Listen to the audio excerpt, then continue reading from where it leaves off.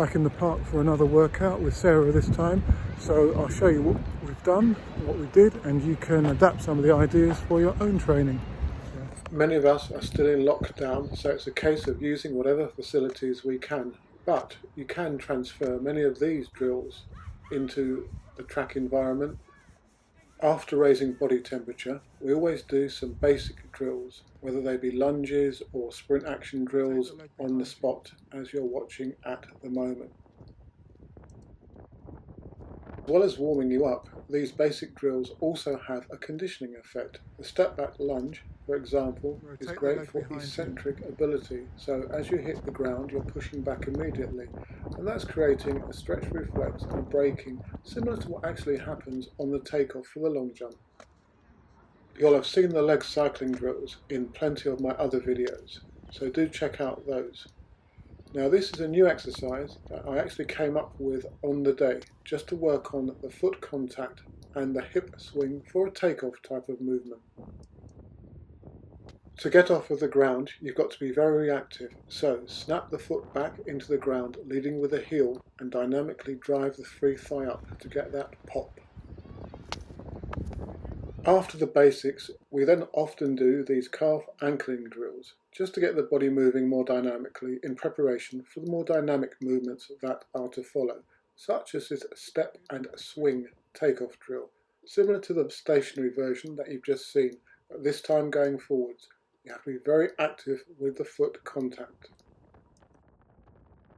As this session had a long jump takeoff focus, we then went on to these swing up takeoffs, and then some swing forwards bounds. To go forwards on these drills, it's all about swinging the hip away from you. This will transfer into your running and sprinting, and is a different inflection on the way you can do these exercises.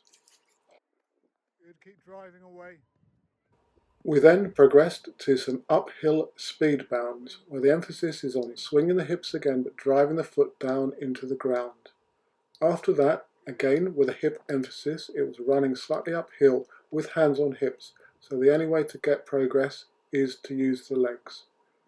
Subsequently, it was onto some eccentric drop and block jumps, and then over to the hill again for some runs both up and down.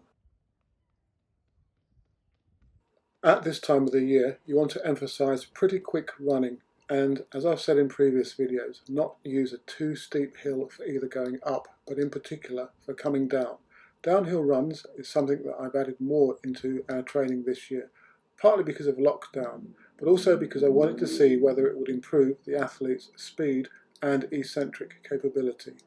So here's Sarah running down the hill, and there will be a slight braking on each step, and that's where we're hoping to get some eccentric transference. Very quickly now, I'm just going to show you a clip from my forthcoming Coach Athlete Members video, which is on developing and coaching young athletes. So if you're interested in finding out more about the content of this video, do check out the members area on the channel. Also, you'll see that I produced 4 other videos for Coach Athlete members that really deep dive into topics that will improve you as both an athlete and coach.